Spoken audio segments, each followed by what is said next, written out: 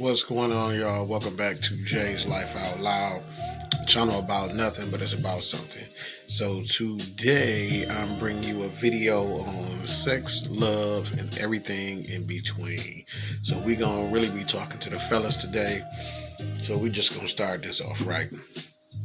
So we're gonna start with some questions about, relationships. What do you want out of a relationship?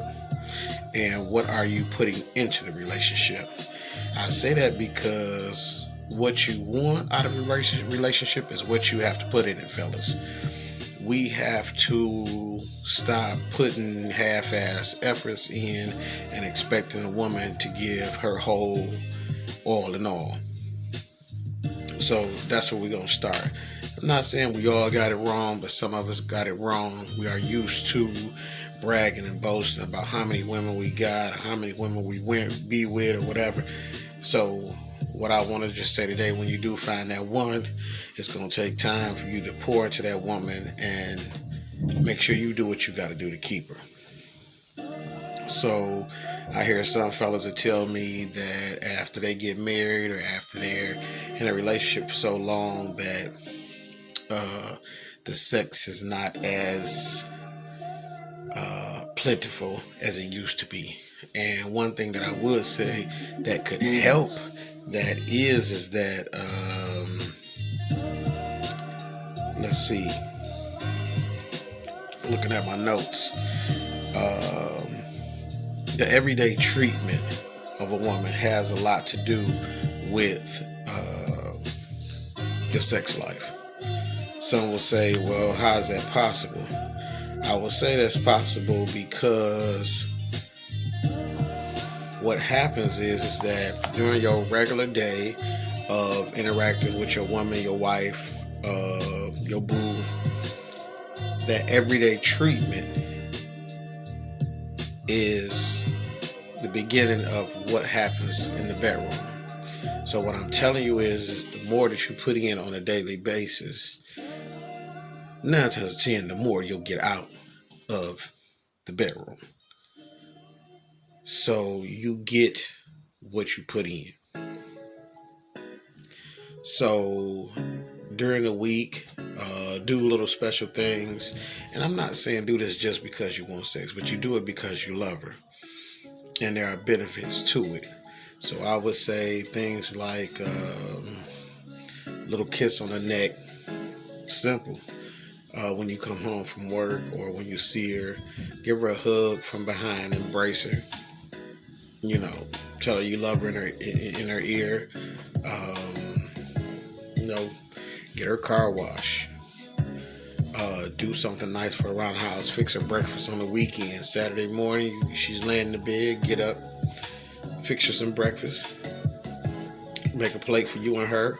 Sit down and enjoy breakfast.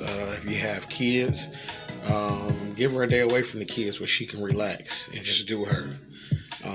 Take them out for a walk or to McDonald's, or don't go to McDonald's. Take them somewhere, sit down, have something to eat, regardless if it's McDonald's or whatever, but and let her have her peace time. I would also say foot rubs, back rubs. One thing that I do is I can get a bowl or whatever, take the lotion, put it in the bowl, and I run hot water in that bowl. So when she get out of the shower, I can give her a full massage with hot lotion, foot rub, all that. Those are some things that add up and put her in a good mood. You people give more when you keep them in a good mood and you treat them like a queen. They'll definitely want to treat you like a king. So that is foreplay before the foreplay. A lot of people say, you can't just go in there and just think it's supposed to start all the way up. Sometimes you got to prime it. You got to prime it, get it ready, so it takes you pouring into your significant other.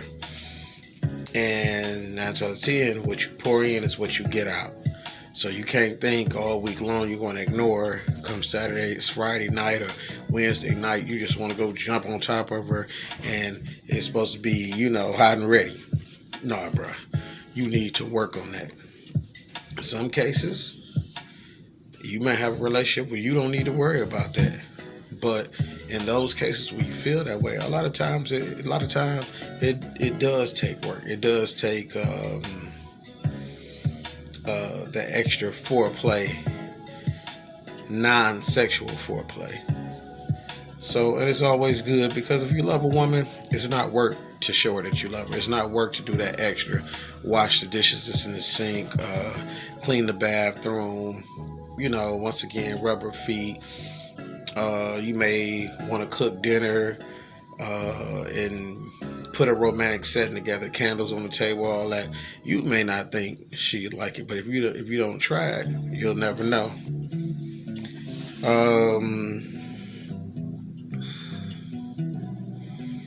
And I know that in some relationships you could put in the world and you won't get nothing out. And if that's the case, you have to look at that whole situation and see, what are we doing here?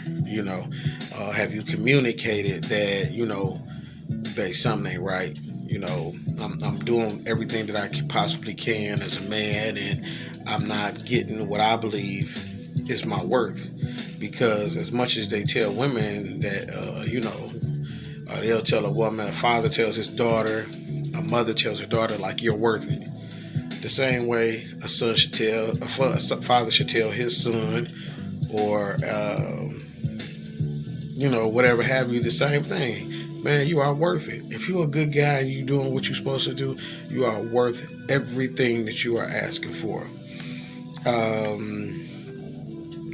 If you're spending all your time on the streets and then you come home and you just expect for it to be on, like flaming hot, she ready for you, all that, I don't know what to tell you.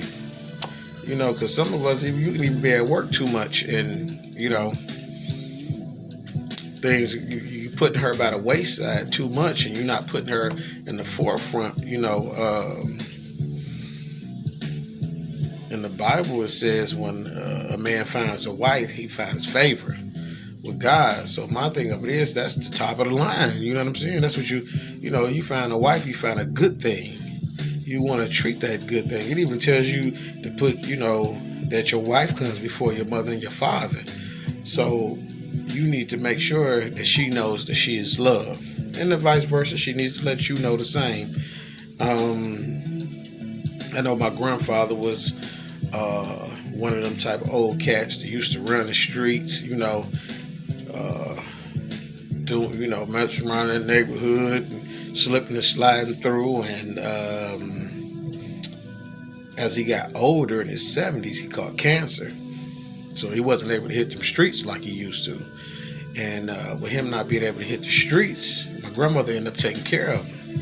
And I remember my grandmother told me this story about they went out to breakfast. And that was me and my grandmother staying, going out for breakfast on Saturdays, and sitting and talking. And, she put a lot of knowledge in me. But she said they had went out for breakfast. And my grandfather, after, they was in the middle of the meal, and he looked at her and said, baby, you mean to tell me we could have been doing all this time? Doing this all this time? And I mean, it's somebody that's been together for 30-something years, just not finding out that he could enjoy his wife like that instead of ripping and running the streets. That's sad.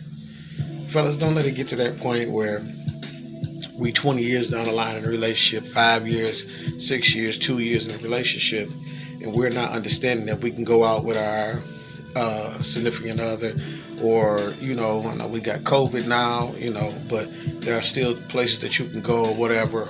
You can go for a walk, and you're not doing these things, and you rather go down the street and do it with Shaquita than what you got at home, where all your personal belongings are at, where all your money is invested within that house.